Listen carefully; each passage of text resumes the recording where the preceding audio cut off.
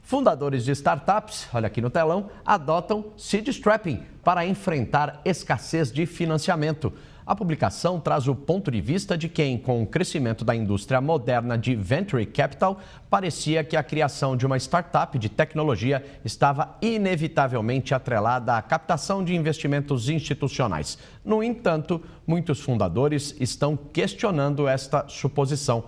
Atualmente, o bootstrapping vem ganhando nova atenção entre empreendedores. Com isso, surge um novo conceito, seed strapping. E quem fala com a gente exatamente sobre esse conceito de seed strapping é a nossa comentarista, Camila Farani. Oi, Camila, agora sim, muito boa tarde, seja bem-vinda aqui ao Money Times. Eric. Explica pra gente como que é esse modelo, Camila. Eric, boa tarde, super prazer estar aqui falando com você, principalmente, viu? Obrigada pela acolhida. Eu que agradeço. Felipe, prazer, nosso primeiro painel, né? Como sempre. Falando sobre seed strapping. Seed strapping nada mais é do que um modelo híbrido entre o bootstrapping. O que seria o bootstrapping? É quando o próprio fundador, ele mesmo, ele coloca do próprio bolso o financiamento da startup dele. Então, esse seria o bootstrapping. O seed funding, e não se preocupem com essas palavrinhas em inglês, porque eu explico. O seed funding, ele nada mais é do que são aportes iniciais feitos por terceiros, no caso investidores, principalmente investidores profissionais de tecnologia, na qual eu me incluo, e empresas também nas chamadas startups, empresas nascentes de tecnologia. Só que, antes da gente falar um pouco mais sobre o tema, é importante a gente revisitar aqui a história um minutinho.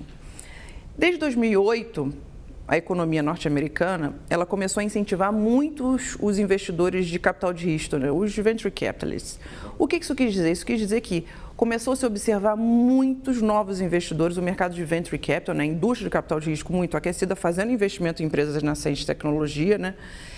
Com o tempo, algumas grandes empresas surgiram, né, por conta desse movimento. Então, fazia o primeiro aporte, fazia o segundo aporte, fazia o terceiro aporte, a empresa crescia. Muitas das vezes, essas empresas cresciam sem caixa próprio. O que quer dizer? Elas monetizavam menos e elas cresciam com os aportes dos investidores, via de regra, investidores anjos, investidores de venture capital. Poderíamos falar que não tinha fluxo de caixa? Ou não é isso? Não é isso. Não é isso. Então, não tinha... Pode-se dizer de uma certa forma, né? Pode-se dizer, porque o fluxo de caixa, ele nada mais é do que um modelo contábil em que você observa dia após dia como é que está o coração financeiro daquele negócio. Mas, de certa forma, é que conceitualmente não se fala a mesma coisa. E aí, o que aconteceu?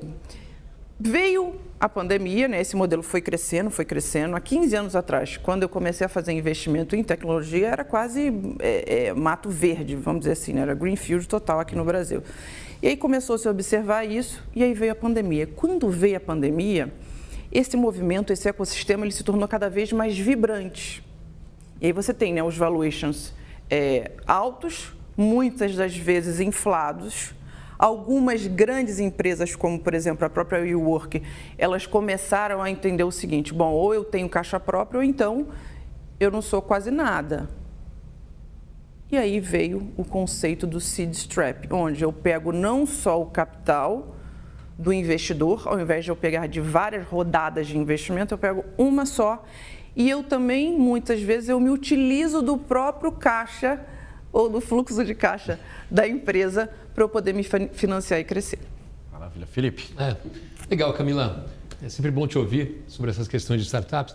Agora, assim, hoje a gente tem um modelo, um cenário, né? A gente teve aquela bolha, né? Como você lembrou, em 2008, aquele modelo Venture Capital, assim, estourou, ficou tanto dinheiro, tanta gente investindo que parecia, né? A bolha, né? Que estourou na internet ali alguns anos atrás. Hoje a gente tem um outro cenário, que é o cenário das startups com inteligência artificial, que também precisam de muito dinheiro, né? Eu queria saber, assim, na sua opinião, como equilibrar esse jogo? Porque você passa a precisar cada vez de mais capital, porque esses modelos de inteligência artificial são muito caros, né?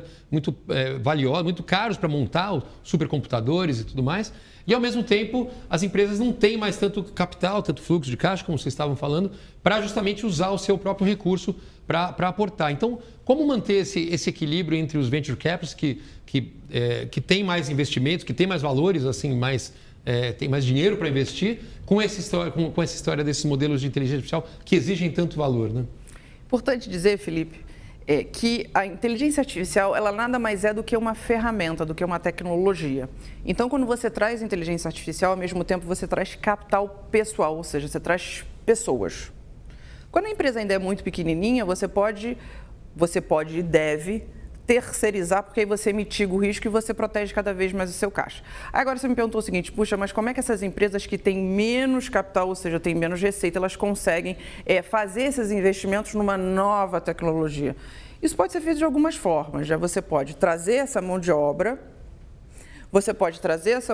e ao mesmo tempo você oferecer o que a gente chama de option pool, ou seja, você oferece um percentual pequenininho da empresa, atrelado a algumas metas. Essas metas, elas via de regra se diluem aí em 18 a 24 meses. E aí, aquela pessoa ou aquele time, principalmente de inteligência artificial, batendo determinadas metas, aí sim eles passam a ter direito numa participação na empresa. Mas o mais importante, ótimo ponto isso que você colocou, mas o mais importante, hoje, cada vez mais, as empresas, elas precisam de inteligência artificial. Deixou de ser um movimento de escolha. Deixou de ser um movimento, não, agora é trend você ter caixa. Porque, inclusive, a própria inteligência artificial ela pode te dar mais produtividade, ela pode entender mais o teu perfil de comportamento do cliente e, consequentemente, te gerar mais lucro. Ô Camila, então, precisando talvez mais de investimento por causa de inteligência artificial, quais são as vantagens do Seed Strapping? As vantagens do Seed Strapping. Primeira, os fundadores, que muitas das vezes são a alma do negócio. Você viu o exemplo do Steve Jobs, né? Ele, em determinado período ele saiu da Apple, depois ele volta. Por quê? Porque a cultura da empresa ficou ali de lado, de uma certa forma, as pessoas ficaram mais desmotivadas. Então, num primeiro momento, os fundadores, eles são menos diluídos, ou seja, né, aquele fundador que abriu aquele negócio com 85%, 90%, se ele só tem um aporte, e esse aporte, ao invés de ser vários aportes menores, ele é só muitas vezes feito ou por um investidor anjo, ou por um fundo de investimento anjo, ou por um próprio VC, né, por um próprio Venture Capitalist, ele diminui a sua diluição, ou seja, ele de 85%, via de regra, ele se dilui ali em 20%. Então, para o investidor e para as próximas rodadas de investimento, ele acaba não se diluindo tanto. O que isso quer dizer? Fiquei repetitiva aqui, que isso é muito importante. Por quê? No final do dia, quem toca o negócio são os fundadores, são os CEOs, são os colaboradores.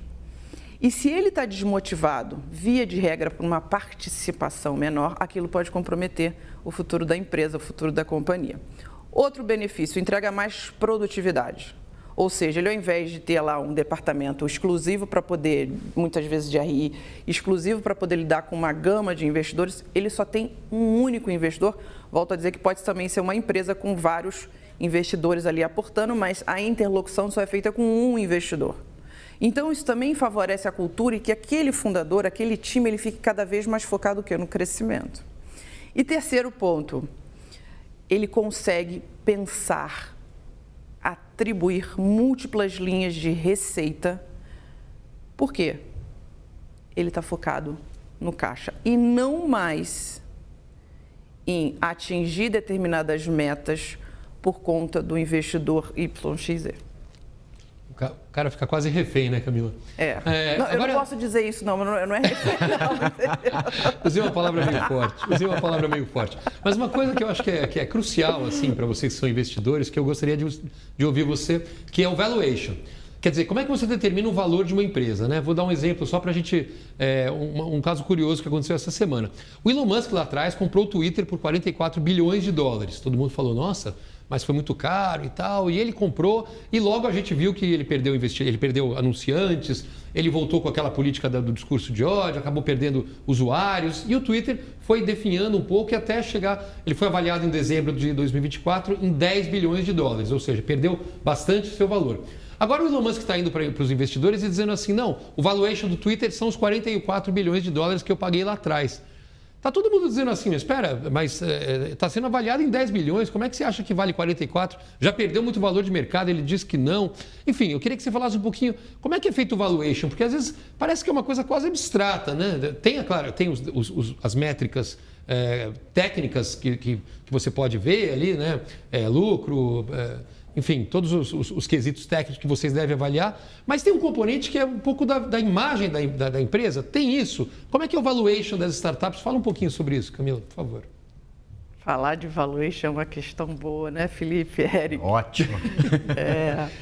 Importante dizer, o valuation em determinados segmentos, eu faço um corte para a tecnologia, ele é feito por estágios. Então, às vezes o que acontece, a empresa ela não tem receita, ela tem ali algumas despesas e aí muitas vezes o empreendedor quer atribuir um valuation altíssimo. Com base em quê? Com base muitas vezes no achismo dele, ou porque a gente quando monta um negócio, a gente acha que o nosso negócio é sempre muito bom, né?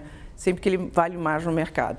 Mas é importante dizer que nesse momento onde se tem um estágio muito inicial, muitas das vezes você faz o teu valor de mercado, você nem usa de fato, né, os padrões tradicionais de modelos de valuation. Eu vou explicar logo depois. Você usa basicamente o quê? Equiparação de mercado. Então, uma empresa feita a minha, se ela em algum momento for vendida há 2, 3 anos, quanto é que ela valeria hoje?